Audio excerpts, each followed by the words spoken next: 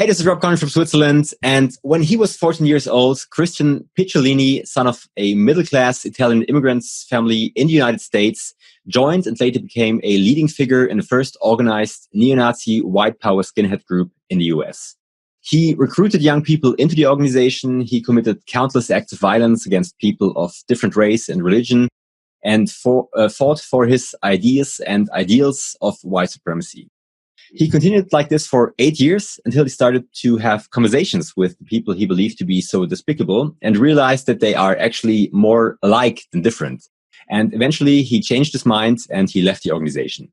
He's now a peace advocate, a TED speaker, co-founder of a nonprofit organization called Life After Hate and the Free Radical Project that supports people in leaving extremist organizations. He's an Emmy Award-winning director and producer and author of the book White American Youth, My Descent into America's Most Violent Hate Movements and How I Got Out.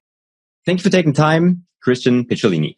Thank you, Rob. That's a mouthful. You just said a lot of. Yeah. I guess that one I had to write down. This is fun. Thank you for having me. Thanks for taking time. I really appreciate it, man. So, when I first heard your story, I was amazed. I mean, it's rare that people make these kind of turns, and I'm glad to see that you're alive. I mean, I guess you did have some issues with threats after the whole. Oh yeah, I'm sure if I move your screen over to the left a little bit and look at my email inbox, there are probably threats there right now, as a matter of fact.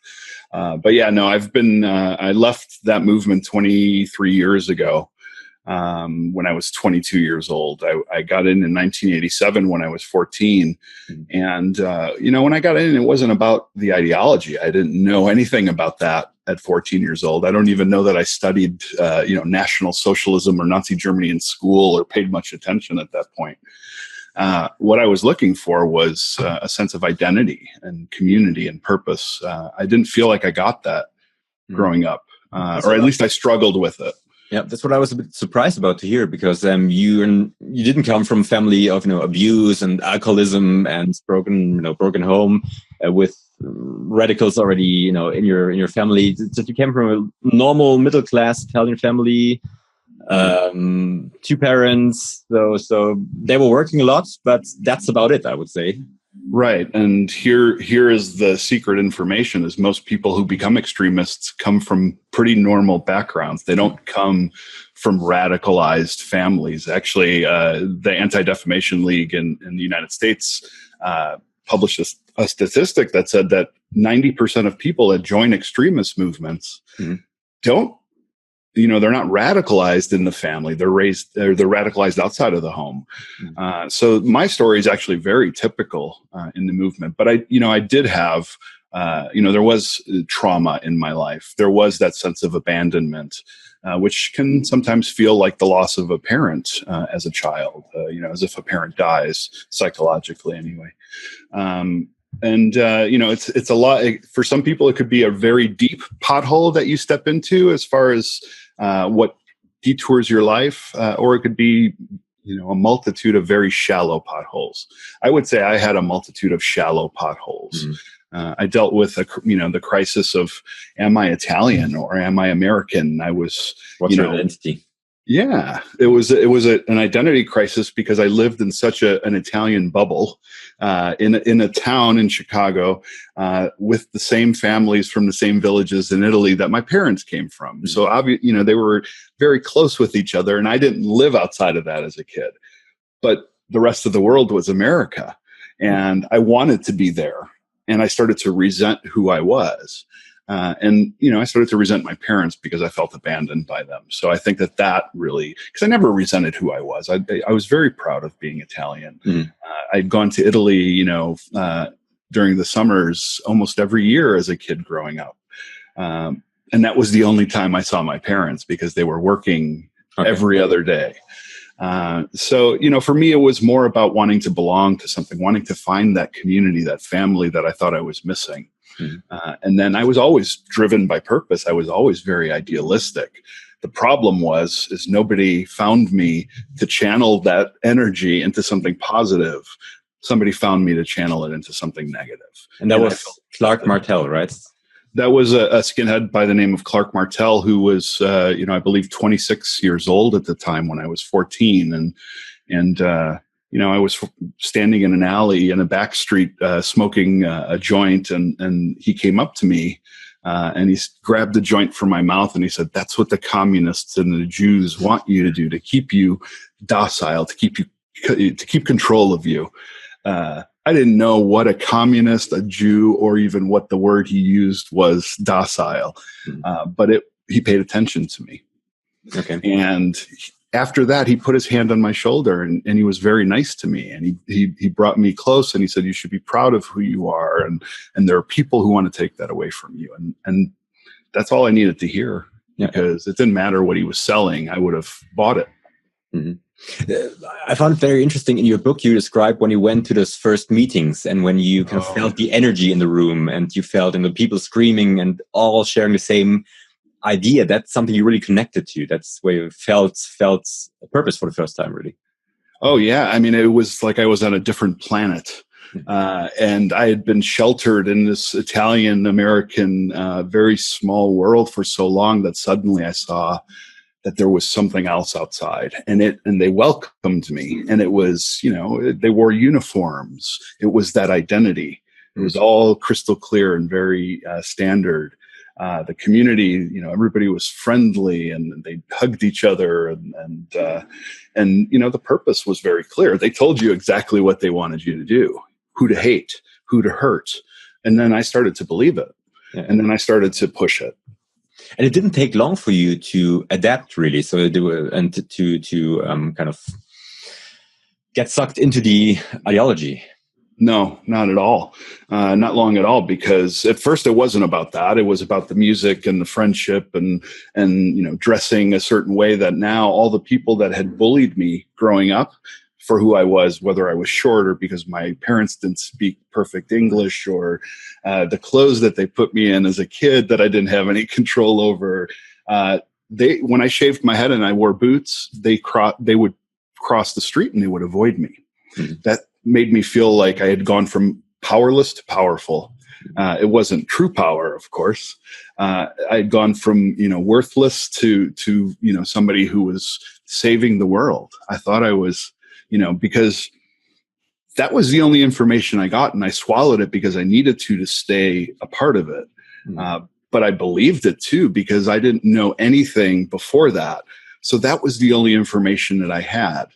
And I saw it as truth. It was almost like I went to school and learned that 2 + 2 is 5 my whole life. Mm-hmm. And there's nothing that you could do to tell me that 2 + 2 is really 4, because I knew the truth and you didn't. Okay. And it filled me with power. Do you think at that time someone could have saved you from the whole mess you get into? Had a soccer coach walked up to me in that alley at 14 years old and said, "Let's go play soccer," I would have gone and played soccer, because I didn't know what a skinhead was. Nobody knew what a skinhead was. I didn't want to hurt people. I wanted to just be accepted, but I had to hurt people to stay involved. And then it filled me with this sense of false power. So it was less about the actual ideology. It was more about finding something to believe in, whatever it is. And oh, sure. That just happened to be... The soccer coach never came. Yeah. Okay.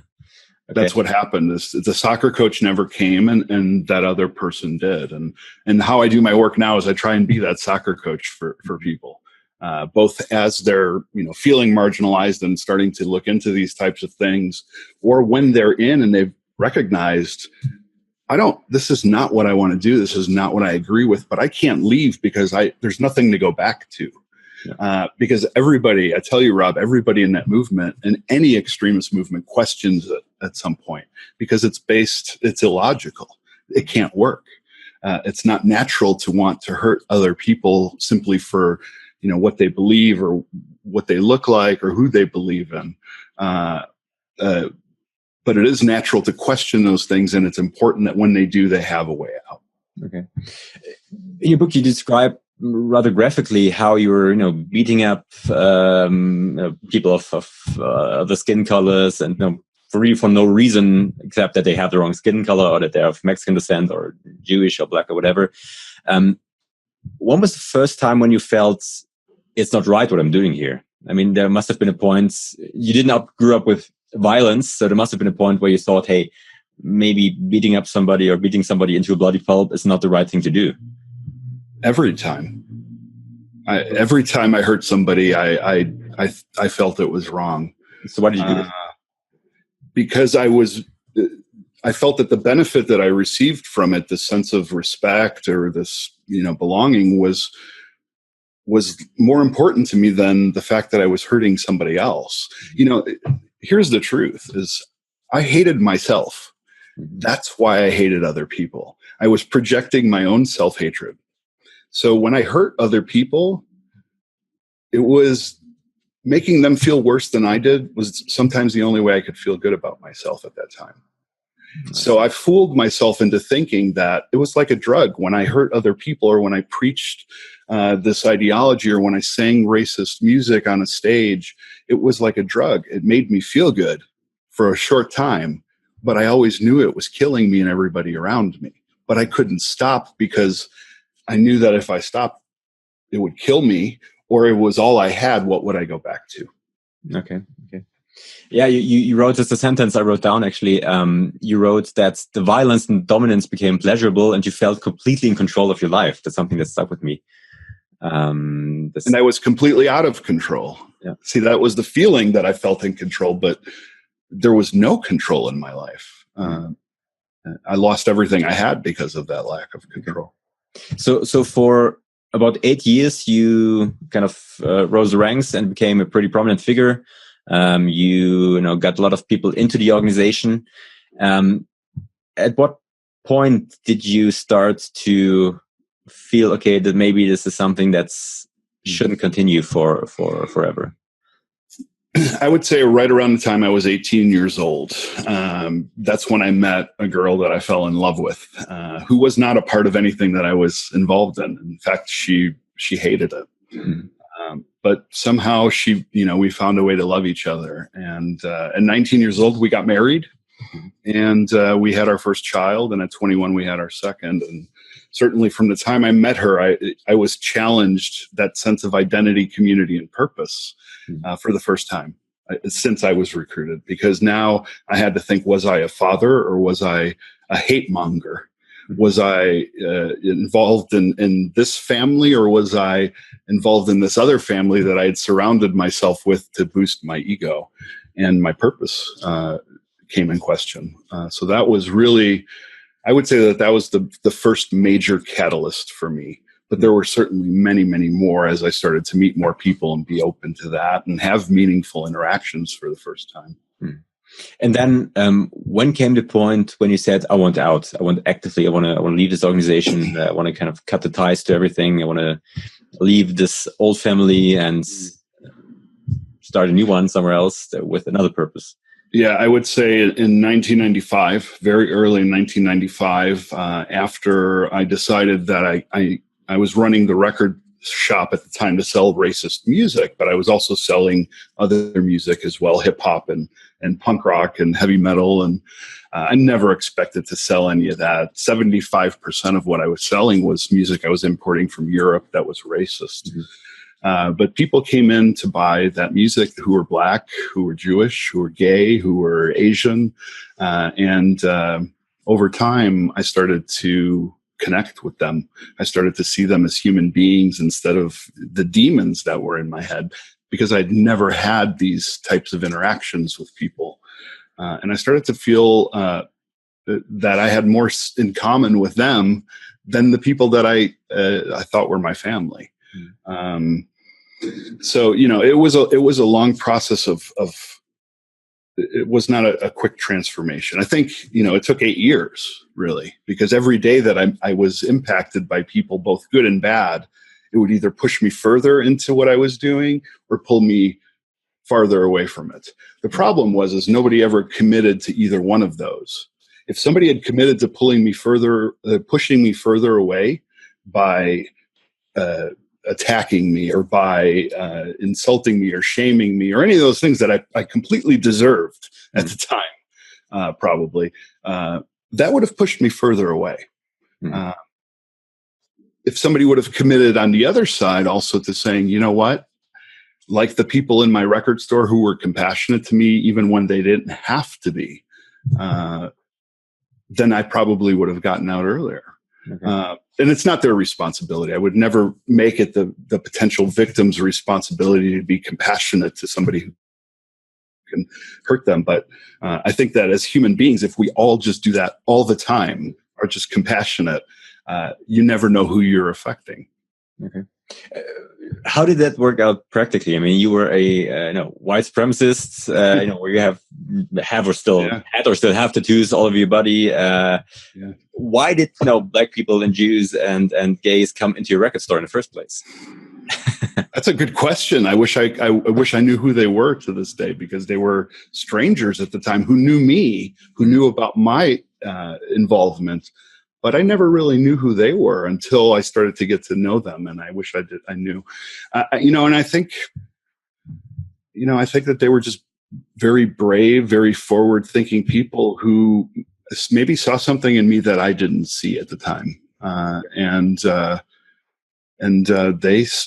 they were good human beings who said, you know what, I don't see a monster, I see a broken person. Who's wearing armor to cover up his own wounds. Okay. And I'm very grateful for them because they saved my life.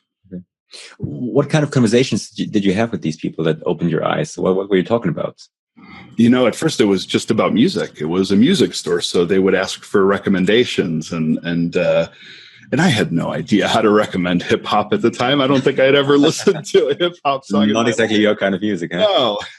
So I knew that they were, asking to try and feel me out. They were trying to get information from me by listening.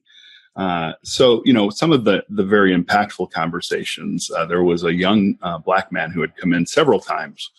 And he was always very, happy and friendly, but I was not, I was just a business person. I was not interested in being his friend. But one day he came in very visibly upset. And I had asked him what was wrong. And he told me his mother had recently been diagnosed with breast cancer. And I suddenly could relate to that because my mother had been diagnosed with breast cancer just recently as well at that same time. And it was those connections, that understanding that I had never in my life had these types of conversations with people like him, or the other people that I'd met. And suddenly I realized what was in my head, what I thought of them, it didn't exist. It didn't relate to my, real experience.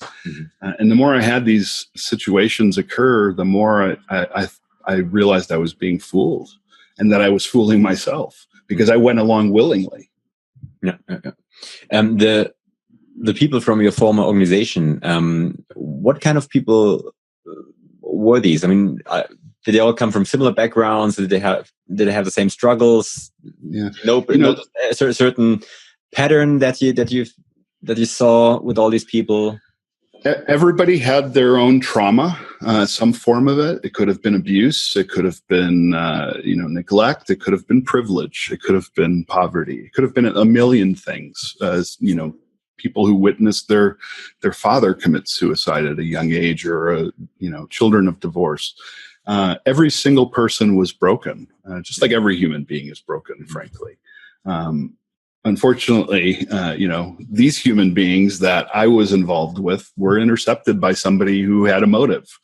There were good people that I met. There were good people that I recruited, that I knew were good people, that I sold lies to get them to join me. There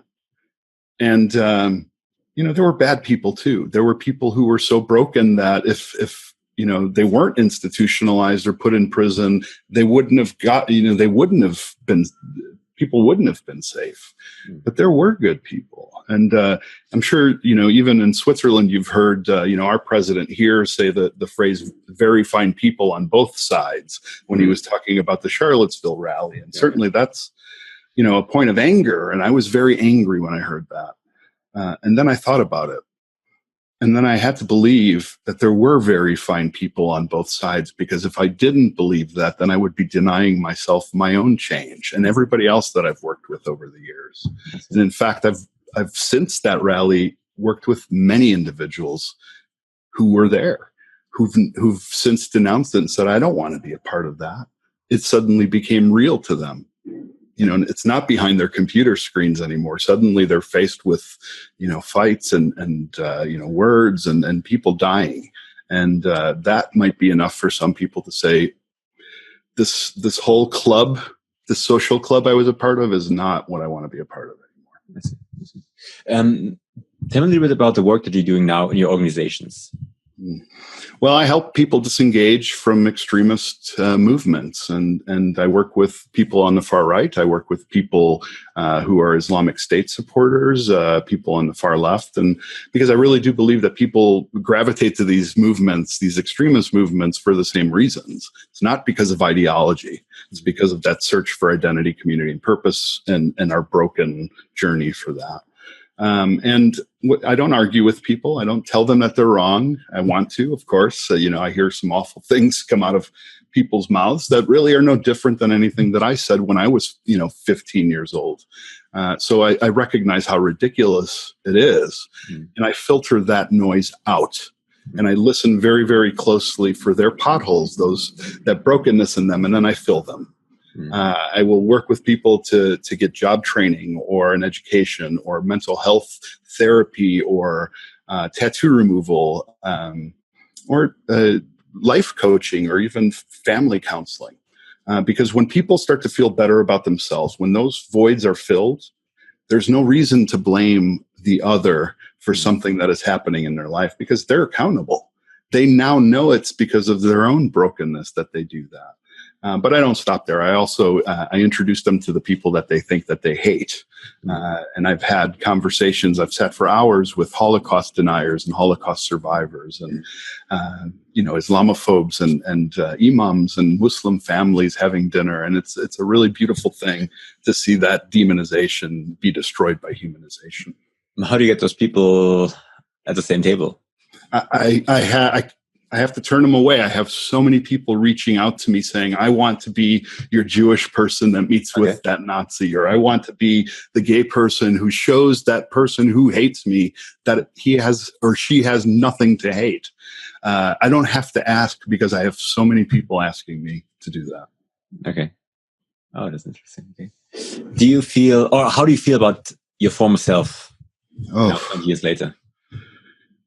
I feel ashamed. I feel responsible for a lot of what is going on today, both directly and indirectly, for the ideas that I put into the world, and more directly for the actual physical words and music that I put out into the world, because, I know that today it still affects people.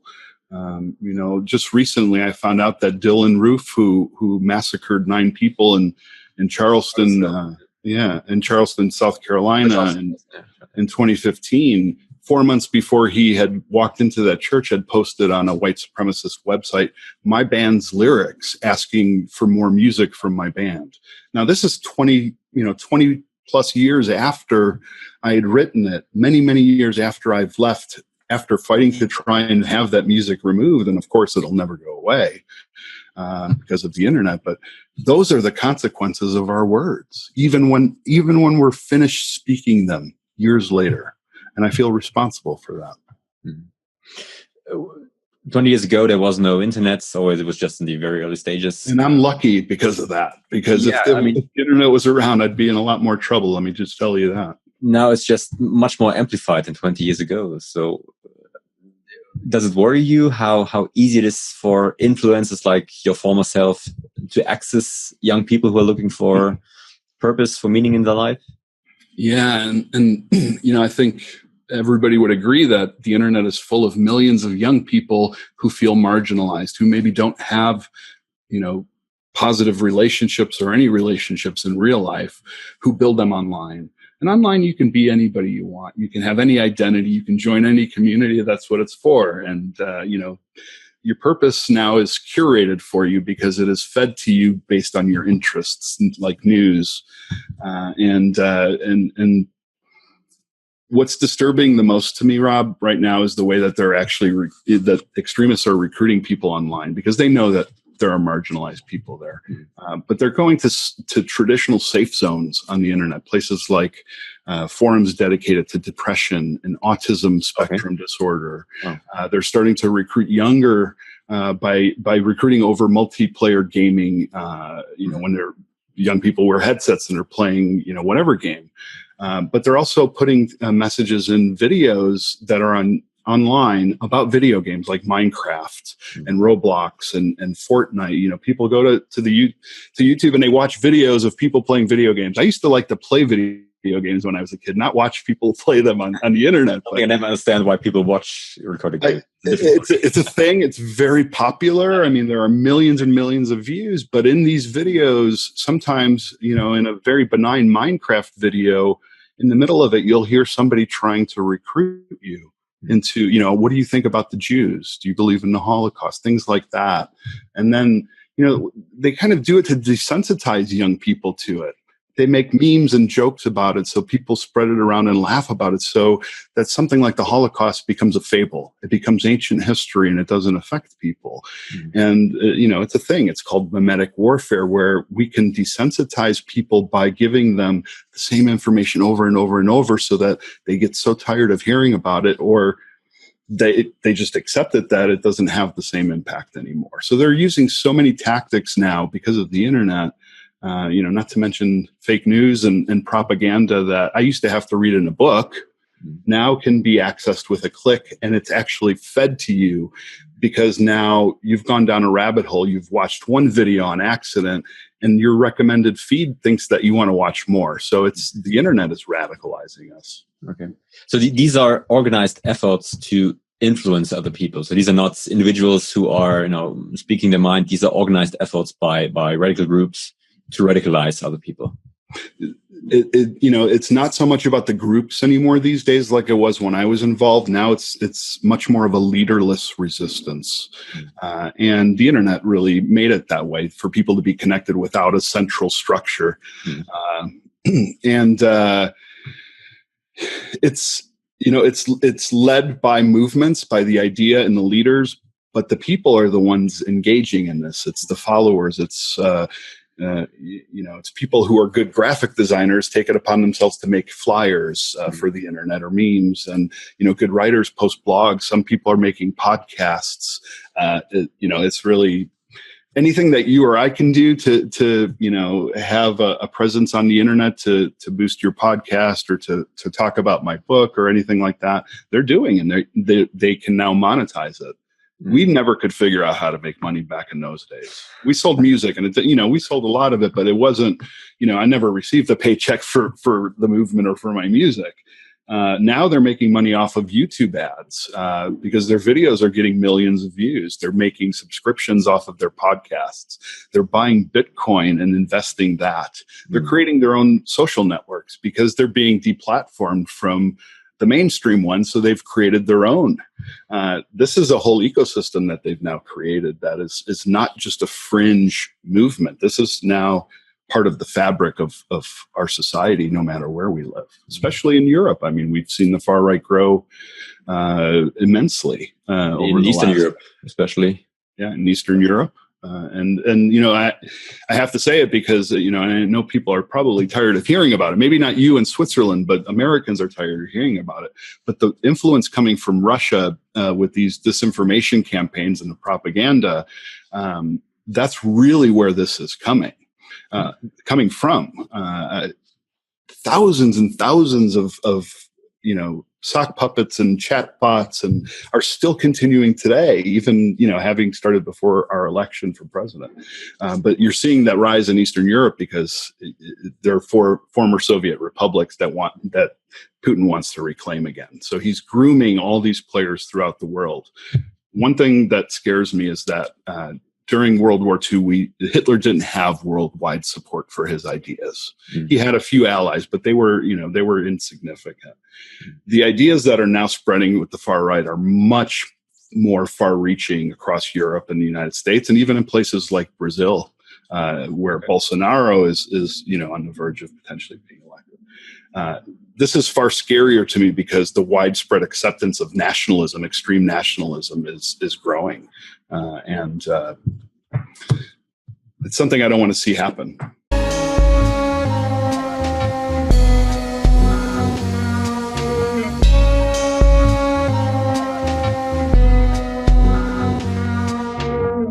Here comes the sunshine and burns away clouds like they never were.